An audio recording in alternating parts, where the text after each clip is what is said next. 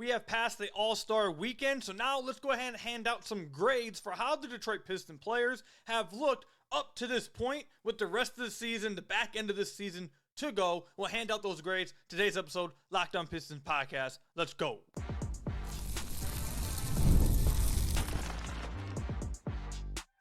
You are Locked On Pistons, your daily Detroit Pistons podcast, part of the Locked On Podcast Network, your team every day.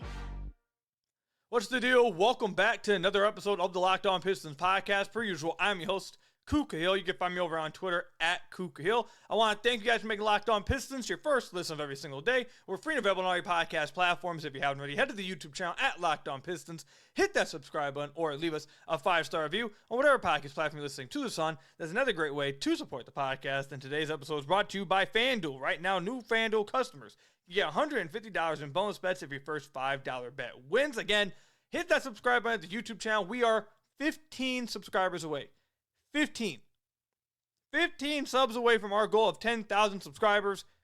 I want to hit there by the end of the day. Hopefully next episode we're popping champagne and we're celebrating getting to 10,000. So if you haven't already, hit that subscribe button at the YouTube channel. Also, you can subscribe to my personal YouTube channel at Kuka Hill for some film breakdowns. And also you can subscribe at the link down below. I'll put in the description to the playback room if you'd like to watch Detroit Pistons games with us, the rest of the Pistons fan base, and myself. Before we get into the podcast where I want to hand out some grades for the Detroit Pistons players, because like I said in the last episode, a lot of times everyone kind of associates the All-Star game with like the halfway point. And while that's not mathematically correct, it's usually what a lot of people really call, kind of consider the, that kind of marks the half point for what it is. It is what it is. So I want to give like the first half grades, whatever it is. And then we'll talk about who I think is the X factor for the Pistons the rest of the year. And also I want to look ahead at the Pistons schedule coming out of the All-Star weekend. I do want to ask you guys, I just watched Captain America for the second time in a week. I give it a rating of 6 out of 10. I want you guys to tell me, Marvel fans that listen to the podcast, let me know, comment section down below or over at Kuka Hill, what rating you guys give Captain America. All right, let's get into the podcast though. All right, so pretty simple, self-explanatory. I'm going to go throughout the Pistons roster, and I'm going to go from best grade to worst grade, give, A, B, C, D, E, you get all of it. So starting at the top, there's only one person getting an A+ for the Detroit Pistons. Only one person I'm hanging on an A+ to. That's JB Bickerstaff. I don't know. I don't know if there's any better way anyone could have expected this season to go for the Detroit Pistons, and for how JB Bickerstaff has handled this team, both in the locker room and on the court, and how he has them playing. Whatever you thought their ceiling was, whatever you thought was the best case scenario, he's hit that. JB Bickerstaff has absolutely hit what would be considered the best case scenario for him in his first year as the Detroit Pistons head coach. As of right now, the Pistons have the 15th best offense in the NBA on the season. They have the 12th best defense in the NBA on the season. They are one of the few teams to have a top half defense and top end offense. They are also, when it comes to net rating, they are 14th in the NBA in net rating.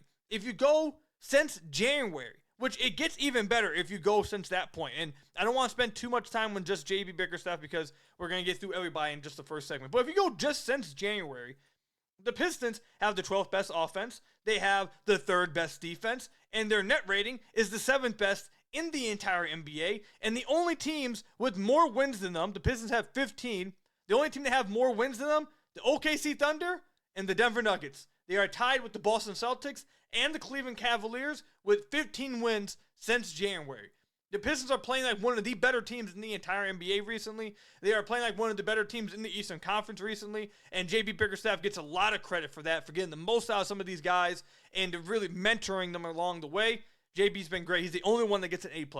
Next player. I think the only player I'm going to give an A to, Cade Cunningham. Again, I don't know if I would say this was the absolute peak outcome for Cade. Cade maybe had some other things that he likes to get to, like the All-NBA team. We'll see if he eventually gets there. But we're pretty damn close to that ceiling. We're pretty damn close to what you think was the best case scenario for Cade this year. First-time All-Star. feels like really a runaway all-star. I don't think anyone really second-guessed it. Doesn't seem like it was very close at all. Cade was an all-star, and it was by a long shot. 25.5 points a game, by far a career high. 9.4 assists a game, one of the top leaders in assists per game. 6.3 rebounds a game, a career high. Shooting 45% from the field, a career high. 35% from deep, that's went down a little bit over the last few weeks, but is what it is. 50% on twos, highest of his career. And he's gotten his free throw percentage back up to 85%, where it was like 76% at the beginning of the year. He's shooting above 90% from the free throw line as of late. He's on a career high efficiency with a 55.1 true shooting percentage. That can get even better. And he's impacting the game more defensively than ever. And obviously, he has the Detroit Pistons as the franchise player, as the best player, not even in the play-in, in the playoffs, avoiding the play-in at this point, with them having sights on doing even more than just that. So, Cade, he gets an A. Absolutely gets an A. Now, we have a lot of players, I would say, getting Bs. And this is going to go rather fast here because I have a lot of people getting Bs. So, B+, I give to Isaiah Stewart. I think Isaiah Stewart is having his best season of his career. I don't think the box score is going to look pretty, but I think in his limited role off the bench, there was a large point of the season when the team was just better with him on the floor. He's been steady on defense. He's becoming a much better finisher this year compared to his other seasons. And he fits exactly what JB Bickerstaff have been trying to, kind of the culture he's been trying to put with the Detroit Pistons or build with the Pistons. I think Stu's been great in his role. He gets a B+ from me. Another guy I give a B to, I'm giving a B to Tobias Harris. I think Tobias, three-point shooting's down. But over the last month or so, I think he's been playing much better. He's been hitting timely buckets at the end of the games. And for the entire season, even in the offseason, he's been fantastic as a veteran in the locker room and off the floor. And the Pistons are not where they're at right now without Tobias Harris. His on-off is the highest on the team because what he brings as a four-man is what the Pistons have missed for the last few years, for a while now. So even without him not having the greatest year from beyond the arc, his impact is being felt incredibly, a ton. His impact is being felt. I give him a B. Another player I'm giving a B to. We're going to start picking this up. Actually, I lied. I completely lied. I thought Cade was going to be the only one I give an A to. This is another player I'm giving an A to. Malik Beasley. I completely missed this. Malik Beasley having a six-man of the year type of season, playing like the best shooter in the entire NBA. Should have been in the three-point contest. Already broke the Detroit Pistons single-season record for three-point shots or three-pointers made in a single season. He's been utterly fantastic. High-volume shooter, high-volume scorer off the bench for the Detroit Pistons for $6 million. He's getting an A, by far, easily. My fault. That's completely my fault. So he gets an A, Cade gets an A. JB Bickerstaff, B+. Tobias, I give, or not B+, A+. Tobias gets a B. Isaiah Stewart gets a B+. Ausar Thompson, I'm giving a B to, because when he came back initially in December, it was not going well. Or let me not say not going well. It was starting out a little slow. And he was still trying to get back into shape, and everyone kind of gave him a pass. We get it. Obviously, he was gone for a long time and dealt with a serious health condition. But that doesn't change the fact that his first, month back in December, it was a little rough. It was trying to build his way back in.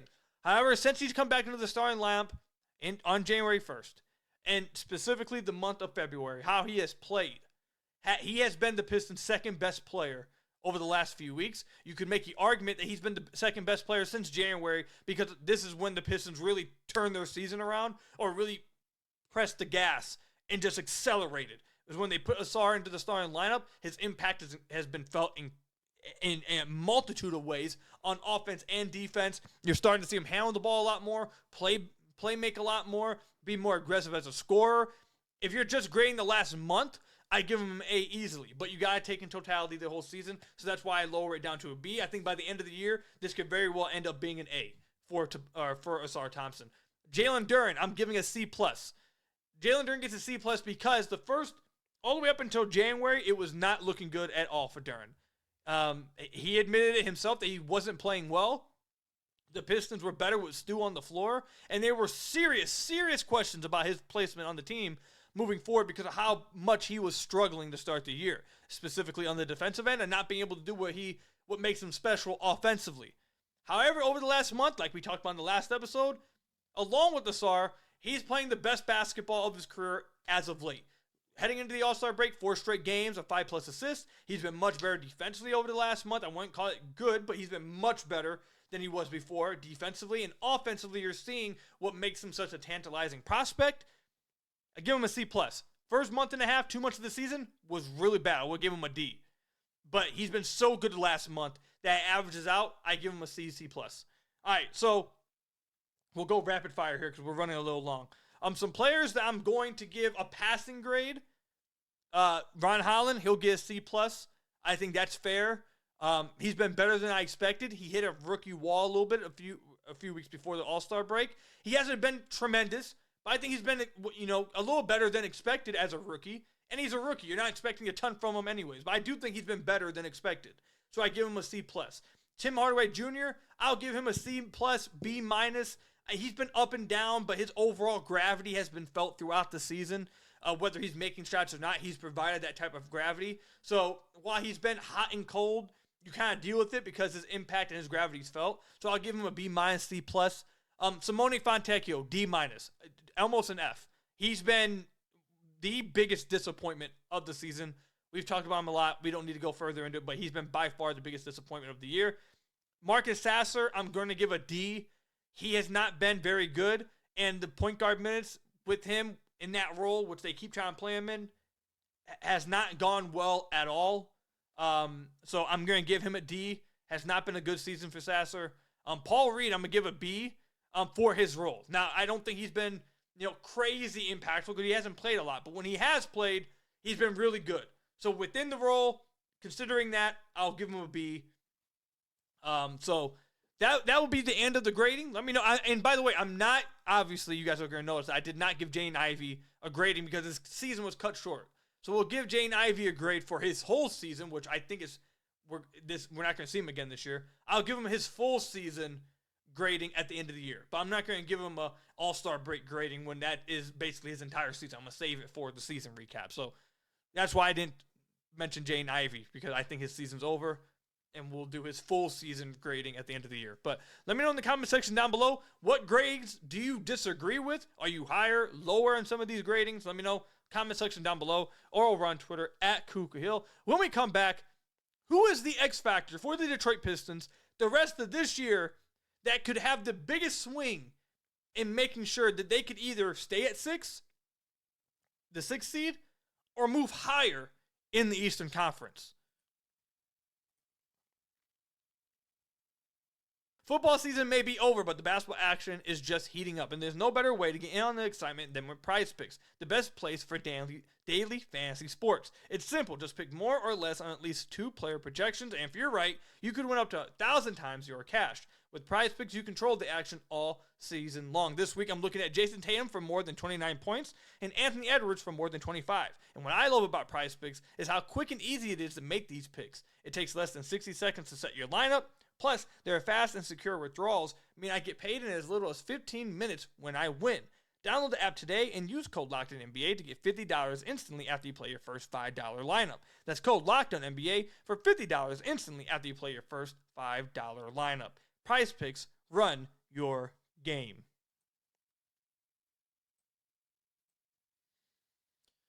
So I want to thank you guys again for making Locked On Pistons your first listen of every single day. We are free and available on all your podcast platforms. If you haven't already, head to the YouTube channel at Locked On Pistons. Hit that subscribe button. As I'm recording this, we are 15 subs away from 10,000 subscribers. Help us get there before the start of the next episode. We want to be popping champagne. We want to be celebrating. I'm going to have balloons, all that kind of stuff. When we hit 10K, probably not actually going to do that, but you get the point. Hit that subscribe button if you haven't already, or leave us a 5-star review. Whatever podcast platform you're listening to this on, it's another great way to support the podcast. Subscribe to the personal YouTube channel at Kuka Hill for more film breakdowns, and subscribe to the Playback Room down below. I'll link it down below to watch the game, Piston games, with me and the rest of the Pistons fan base. It's been incredibly fun. If you haven't been a part of it yet, again, hit the link down below, subscribe. Again, it's been a lot of fun. All right. Who is the X factor for the Detroit Pistons the rest of the way of this season. To give an update, if you are unaware, if you have not been watching the Pistons, and you are just tuning into this podcast for the very first time, you see the Pistons are playing well, you're like, you know what, the Lions season's over, Tigers ain't started up yet, let's support the Detroit Pistons, they're playing well, they got an all-star, I'm hearing about Cade. This is your first time listening about the Pistons? Don't worry, I got you hooked up. To give you that update, the Pistons are 29-26. They are in the 6th seed. This is the best record they've had at this point in the season since 2008, since the season that they got rid of Chauncey Billups, or the season before they got rid of Chauncey Billups. This is their best record at this point since then. They are only 1 game behind the Milwaukee Bucks. They are only 2 games behind the Indiana Pacers. And like we mentioned in the first segment, since January 1st, they are playing like one of the best teams straight up in the entire NBA. Their net rating backs that up. Their defensive rating backs that up. The amount of wins backs that up. Everything backs up the fact that the Pistons, since January 1st, since the dawn of the new year, the Detroit Pistons have been one of the better teams in the NBA. And when we record, or not when we record, but when we get to the third segment and we look ahead at their schedule, they are in a pretty good position to keep stacking those wins up and maybe even move up higher than just the 6th seed and try to catch Giannis and the Bucks and try to catch Tyrese Halliburton and the Indiana Pacers. However, they're going to need someone to really step up and be the swinging factor for them to rise up these standings. And the cop-out answer is Cade Cunningham. We're not going with Cade because Cade is the obvious answer. He has to be Cade in order for them to have a chance. That is obvious. The X factor is not just the best player. The X factor is a guy that, outside the best player, could have such a huge impact to help swing things. And I think there's only 2 players. There are only 2 players that fall under this category. I'm going to have to pick one. I'm not going to be a cop-out. I'm not going to, choose the easy way out. I'll pick one.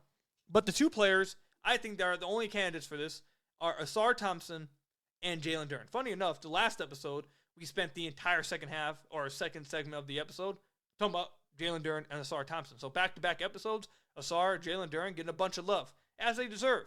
I'm going to lay the argument for both of them, and then I'll tell you guys who I think the answer is.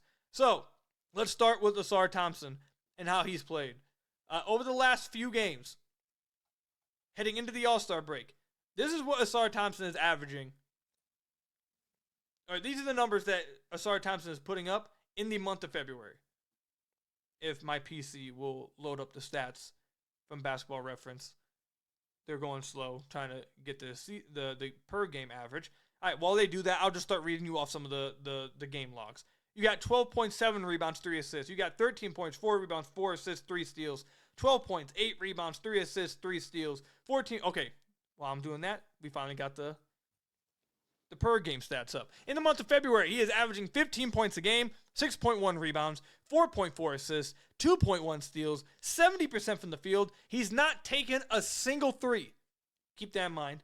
And he's shooting 60% from the free throw line, which is better than earlier in the year. Still would like to get a little bit better. Obviously, like it to be around 70%, which actually, if you go all the way back to like midway through January, he's closer to that. But like I said, it can be a little better, obviously. But the big thing, he's getting to the free throw line 5 times. Ausar not attempting a single 3 is showing that he does not need to be a 3-point shooter for him to be an incredibly impactful NBA player. Too many people think, shoot, 2025, you have to shoot. 2025, 3-pointers. And I get the whole narrative that's going around the NBA. I understand the casual take that all basketball is now is shooting 3s, when that is just not the case. That's not the case, but I'm not going to go on one of those rants again like I do every once in a while. But my overall point is, Ausar has proven that you do not need to shoot 3s in order to be an incredibly impactful NBA player. The bigger argument for Ausar Thompson is not just the box score, obviously. It's how the team has played with him on the floor. And it's been the team, since they started him, since they put him into the starting lineup, that starting lineup is blitzing teams. They have a +7 net rating. They're destroying teams by 7 points per 100 possessions. And since January, let me get the exact numbers up. Sorry about that. I only had the last 15 games pulled up. I had to adjust it to since January. There you go. Since January 1st, Ausar Thompson, the offense net rating with him on the floor, 113.4. The defensive rating with him on the floor, 108.1. They are outscoring teams by 5.3 points when Ausar Thompson is on the floor, and it gets even better if you do just in the month of February, where obviously he's been playing his best brand of basketball, and he's been much more aggressive as a scorer, all that good stuff. The on-off difference with Ausar is plus 10.0 in the month of February. They're outscoring teams by 18.3 points when he's on the floor. I mean, they're great offensively with him on the floor. I think Ausar obviously has been fantastic for the Pistons, and what he's providing as a secondary playmaker is providing value that no one else on this team can really provide. So he's been incredibly impactful. He's he's the first option. The second person, obviously, like we mentioned, Jalen Duren, who he himself also has been great in the month of February and also has been great since Ausar Thompson was put into the starting lineup. Just look at these. I just want to go through these numbers for Jalen Duren, that is. These numbers since January 16th. And while Basketball Reference is getting those numbers, because my PC, I need to get an update. I need to take it into like the Geek Squad and have them just give me everything updated, that you can possibly get with this PC. But while we're waiting for that, let's just look at what Jalen Duren's, what the numbers say about Jalen Duren since the beginning of February. The Pistons offense, 19.2 points better with him on the floor in the month of February. The defense, which is the biggest thing, is 6.1 points better with him on the floor. With him on the floor, they have a defensive rating of 104.3. I don't think I'd ever say that after January, after December. I don't think I would have ever thought that would be something I'd be saying. But the Pistons defense has been really good with Duren on the floor in the month of February. And he's been a big, big reason why they're pulling this off. His numbers since January 16th. That's 15 games. 14 points a game, 12.1 rebounds, 3.0 assists, 1.1 blocks, 1 steal a game, 70% from the field, 84% from the free throw line. He's been incredible. His improvement defensively and his improvement with the ball in his hands, being trusted to have the ball in his hands more to create for others and create for himself from the high post area off of DHOs has been incredibly impactful for the Detroit Pistons. These two guys, really the answer probably is, if you want me to be honest, the answer probably is just both of them.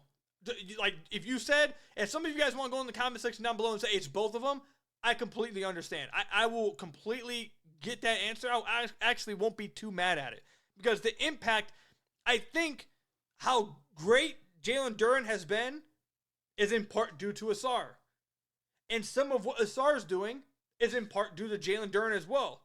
So they're both helping each other to where it's harder to isolate one of them just from each other, because I think they're helping one another.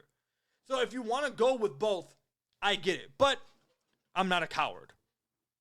I'm not calling you guys a coward. Maybe I am, accidentally. But I'm not a coward. That's all I'm saying. And I'll give you guys an answer. I'll take the hate. I'll take the comments if people don't like it. My answer is the X factor has to be Ausar Thompson. For two reasons. And this is why. I'll present my argument. And you could say both. That's how, this isn't saying Jalen Duren isn't, right behind him. Jalen Duren's going to be big for them the rest of the year. But if I had to pick one, it's Ausar Thompson for two reasons. One, there's nobody else on this team that can do what he's doing for the Pistons. There's no one else. They've needed secondary playmaking since Ivy went down. They've needed someone to have the ball in their hands and create and get downhill and be a paint touch since Ivy went down, and Ausar Thompson is the only other one that can do it. Schroeder, it's only been 3 games, but he wasn't getting to the paint much. Now, hopefully that changes, and he should be able to do that the rest of the year, and that would be great. But he won't be doing it. Even if he does get back closer to that level, he's not going to be doing it at the level that Ausar Thompson is. Ausar Thompson is the only other player on this team that is an instant paint touch and forces defenses to get in rotation off a live dribble consistently. And that has been huge for the Pistons in regards to getting Cade off ball more, so he's more has more energy late in games. And also when Cade leaves the floor, it gives them an option because the non-Cade minutes have been so dreadful. Now you have someone else that can create. Now you have someone else who can run some guard minutes and set the offense and get the defense in rotation. That's number one. Number two, the second reason why I would go with Ausar, it kind of is the same reason, but knock on wood, because I don't want this to happen. I'm not predicting this would happen. I don't think it's going to happen. But for this hypothetical, let's just say Jalen Duren regresses on defense. They could just play Isaiah Stewart. And Isaiah Stewart, if they really want to focus on winning, if that happens, I don't think it's going to happen. But if it were to happen, they could always just play Stu. And Stu will be impactful defensively, and they'll be able to survive. Like, they'll be straight.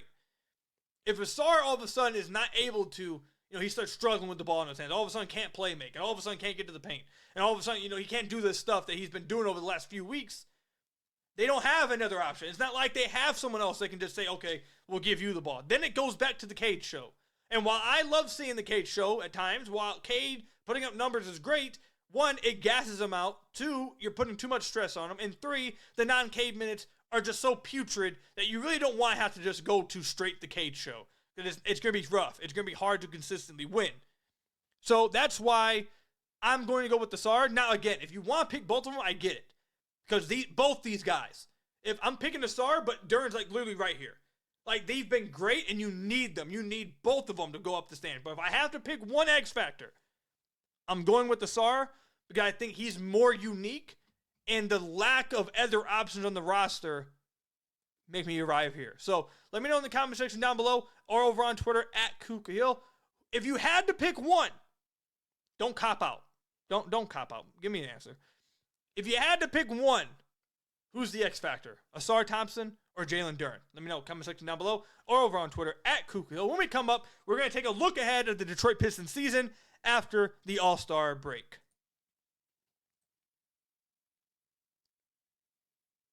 This is a message from our sponsor, Intuit TurboTax. Taxes was waiting and wondering and worrying if you were going to get any money back, and then waiting and wondering and worrying some more. Now Taxes is matching with a TurboTax expert who can do your taxes as soon as today. An expert who gives you your taxes their undivided attention as they work on your return while you get real-time updates on their progress so you can focus on your day. An expert who will find you every deduction possible and file every form, every investment, everything with 100% accuracy. Also, you can get the most money back guaranteed. No waiting, no wondering, no worries. Now, this is Taxes. Get an expert now on TurboTax.com. Only available with TurboTax Live for all servers. Real-time updates only in iOS mobile app. See guaranteed details at TurboTax.com/guarantees. Get an expert now on TurboTax.com.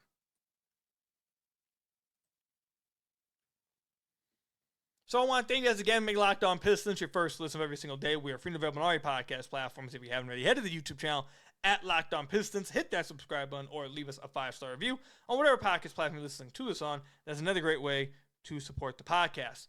All right, like I said already, I'm hoping by the time we record the next episode, we are celebrating because we are 15 subs as of this recording away from 10,000 subscribers. I appreciate all of you guys, but we're not going to do the whole congratulatory, emotional, thank you so much, blah, blah, until we actually hit it. So 15 subs away, let's get there. All right, so the Pistons schedule right after the All-Star break. Now, we do have to revert some a little bit. We have to go back. Because before the All-Star break, we record on the podcast, and I told you guys after the Cavs game, the Pistons have a chance to really go into the All-Star break on a high note and really gain some ground. And I said they had to sweep the week against the Bulls. They had to sweep it. They beat the Sixers, an upset win. Once they beat them, then it was like, okay, you could really run this thing. You could really go into the All-Star break feeling great because that was an upset win without Cade. Upset win without Cade against a healthy Sixers team. Then they go on and they handled their business against the Charlotte Hornets. That's more than half the fight. Handling your business against teams that you're better than. Bulls come up back to back right before the All-Star break. You needed to handle your business. And they did. They won by 40 the first game against the Chicago Bulls. And then they won by 18 the second game. Dominant fashion. They go into the All-Star break on a 4-game win streak. They will have a chance now. They did their job before the All-Star break. They absolutely did their job. Now, coming out of the All-Star break, they have a chance to go on a 5-gamer if they defeat the San Antonio Spurs, who have not been very good this year. Now, we all know that Victor Wembanyama, we all admit it. Yes, I'm putting words in your guys' mouth. He will be the GOAT at some point. Like, we get it, okay? We understand. He's that great. But the Spurs themselves, they're 23 and 29. They're not all that great. They haven't been playing their best basketball. Again, Wemby's great, but they're not fantastic. The Pistons, I know for a fact, have to feel like that they're much better than the Spurs. That's a team that's worse than them. They need to handle their business. Right after the Spurs, you got Hawks, the Atlanta Hawks, a team that they narrowly, just very by the skin of their teeth, escaped from the Detroit Pistons on February 3rd. They went on that buzzer beater by Trae Young. Fantastic shot, but escaped that game. The Pistons can win that one. Also, real quick, just to give you guys a shout out, I'm going through the film of that Hawks game. There will be a breakdown on my YouTube channel at Kuka Hill. The breakdown will be about Cade. I won't tell you guys exactly what it is because I want to keep you guys excited for it and guessing. So stay tuned for that film breakdown. That will be coming soon, but I'm going through that film right now. They should be able to beat the Hawks. Then they got the Clippers. Clippers are a good team. They're not an unbeatable team, though. They're a good team, though. Then they got, this is the rough patch right here. Clippers, Celtics, Nuggets. You want to be able to at least go 1-2, I'd say. You want to go 1-2 during that span. You have to beat the Clippers, I think. I don't think they're going to beat Boston. I don't think they're going to beat Denver. You got to beat the Clippers at home. You be, at that point, running a 5, 6, 7-game win streak. You can drop those two against the Celtics and Nuggets. You can drop those. You're fine. Because the games right after that would be Brooklyn, Utah, the Clippers, the Warriors. Now, I know the Warriors got Jimmy Butler, but they're still not some unstoppable force. Then you got the Trailblazers, the Wizards, the Wizards back-to-back. Thunder, tough one. But then you got the Pelicans, the Heat, the Mavs with their injuries, the Pelicans again, the Spurs. The next 15 games, the Pistons should be able to go like 10-5. The next 15 games. They should be able to go 5 games over 500, and with them just behind. They're right behind the Bucks. They're right behind the Pacers. A streak like that, a 10-5 streak, heck, even a 9-6 streak. That right there could be the difference between you being a 6th seed and the 4th seed. So the Pistons, I don't think they have a tough schedule coming out to All-Star, but I just don't think they do. Now, every game isn't a gimme. They're going to play some hard teams. Like they got the Thunder twice in the back end of the season because they haven't played them yet. Okay, that's going to be tough. They obviously we talk about Boston.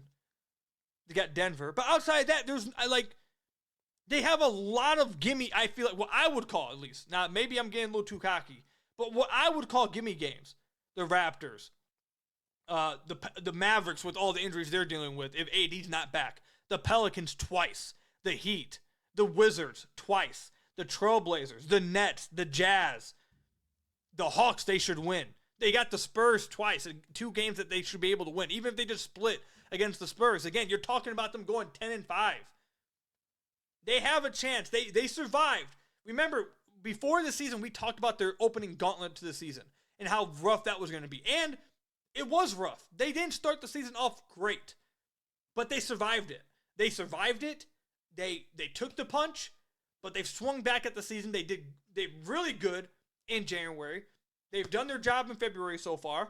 And now the schedule's just getting easier and easier and easier after that opening gauntlet. The first 10 games was just tough. But the rest of the season, it's not that hard of a schedule, especially immediately out of the All-Star break. Like over there, let's just do the next 10 games. 1, 2, 3, 4, 5, 6, 7, 8, 9, 10. Let's do the next 12. Let's do the next 12 games. Beat the Wizards twice. Beat the Trailblazers. Beat the Jazz. Beat the Nets. Beat the Spurs. And beat the Hawks. That's 7. So you should win at least. I think they should win at least 7 of those games. That gets you at 7-5. You win one of the games against the Clippers, Celtics, Nuggets. Now you're at 8. And then you have to split. Can you split another one of those games between the Clippers and the Warriors? Even at that point, let's say you lose both those games. You only win one game against Clippers. You lose both the games against the Celtics and Nuggets. At that point, you're looking at 8-4, 8-3. They have some tough games, but the rest of those games should be winnable games. They should win those games. And we're talking about them being 5 games over 500 over that stretch. And that is enough for them to leap Milwaukee and Indiana. This is an important stretch coming up. The Pistons have to take advantage of this. They have to take care of the business. They have to take care of the business. More than half the battle throughout a regular season is winning the games you're supposed to win. It's not about always beating teams better than you. Everyone doesn't have a great... I'm telling you right now, look at everyone's record for teams above them in the conference. Spoiler alert, they're all not going to be great. It's not going to, because it's not... The majority of the season is not just about... For teams outside of Cleveland, Boston, and OKC, seasons are mostly about beating the teams you're supposed to beat and beating teams that are slightly worse than you. You handle that, you can go under 500 against the teams better than you. Because that's more than half the schedule. The Pistons handle their business here. Coming out of the All-Star break, they will be in fantastic position. It's sized up for them, for the grabbing. It's right there for them. I think they can do it. Let me know, comment section down below or over on Twitter at Kuka Hill if you think the Pistons, how you feel about the Pistons coming out of the All-Star break at their schedule. What do you think they can go over the next 12, 13 games? Again, comment section down below or over on Twitter at Kuka Hill. That's all I've got for you guys today. Thank you guys for making Locked On Pistons your first listen of every single day. Free and available on all your podcast platforms. Hit that subscribe button to the YouTube channel. Leave us a 5-star review, whatever podcast platform you're listening to us on. Hopefully, we're celebrating 10K next episode, but we'll find out then. Until next time, I will see you guys later. Peace out, everybody.